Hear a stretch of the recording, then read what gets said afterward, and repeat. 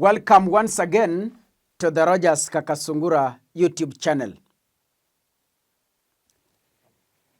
Serikali ya William Ruto is not ready to bring down the cost of living. This was their campaign weapon in 2022. And the promise they had made to Kenyans is to make sure they have worked on the cost of living. That was entirely the promise in 2022. But from where I sit today, as I'm talking to you, Kenya Kwanza is not ready to bring down the cost of living, and instead, they are very ready to milk more from you. Wakati kulikuwa na vita maeneo between America and Iran,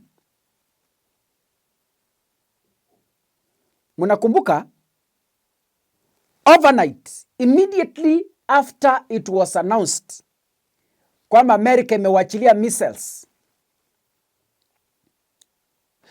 that very same night, the cost of petroleum products went high immediately. Kizingizio ni kwamba the Strait of Hormuz is closed. 2 months ago, the Strait of Hormuz was opened and people went back to their normal duties. 2 months ago. But in Kenya, the cost of petroleum still remains where it is. 1 liter of petrol goes for over 200 shillings. Today, as we speak, Mudavadi is explaining something which I do not understand.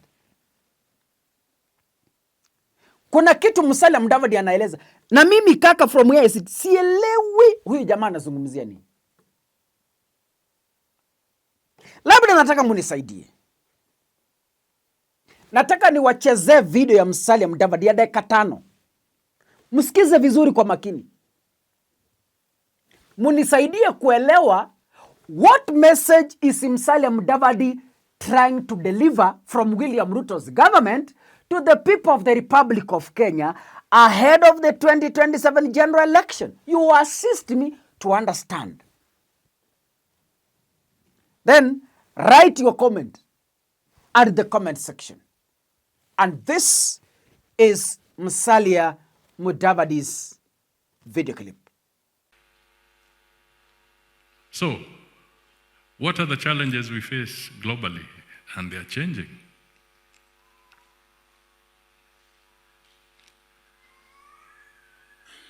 We are seeing a crisis in the Middle East that has had more impact than any other crisis that we have ever had before. Even as we speak today, as we thought that maybe they have signed something and we'll have peace, missiles are flying again. So, to the Kenyans who are listening to me, the truth of the matter is this. We are not yet out of trouble. We are not yet out of the woods. And we all know the multiplier effect of the crisis in the Middle East is going to live with us for a little longer than we imagine.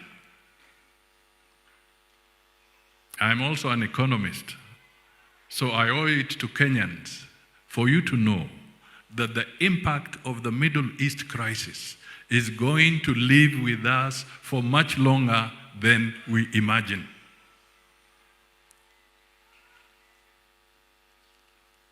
It does not mean if the war stops today, that automatically everything is going to go back to normal. it is not going to happen.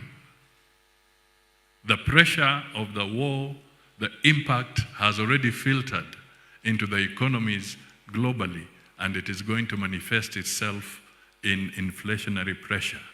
Bei za bidhaa mbalimbali zitakuwa zikipanda kwa sababu shida hiyo haitaenda mara moja. Itakuwa na sisi kwa muda.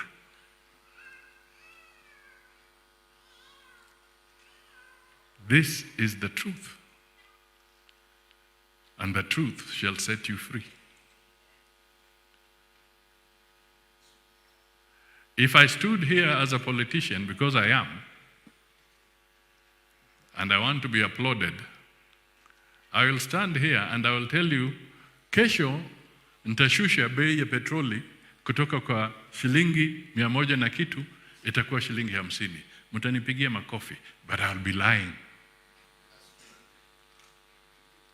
Nitakuwa na muhadaa. Mchana, jua ikiwaka, nitakuwa na wahadaa kuambia kwamba nitapanda pale, nipate nafasi hiyo, na mara moja nitageuza hali ya uchumi na nitashusha bei ya bidhaa katika taifa letu la Kenya mara moja.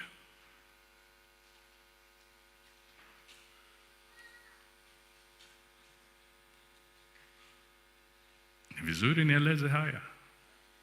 Na hii si siasa. Huu ni ukweli. Jambo lingine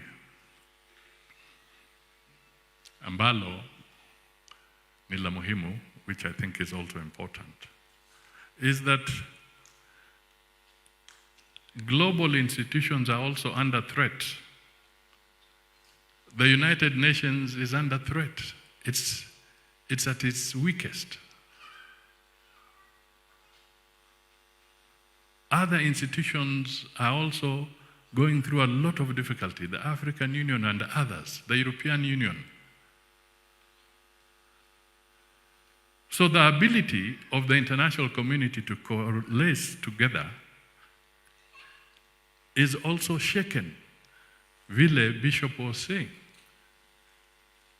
But when the global institutions are being shaken, we may not have ultimate authority of global institutions.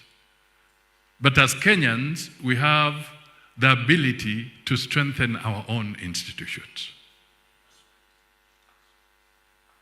So we need to do what is right to make sure our judiciary is functioning, to make sure the executive is checked, to make sure Parliament is doing what it has to do, to make sure county governments are doing what they have to do, and to make sure that we are allowing people to also function and do their job.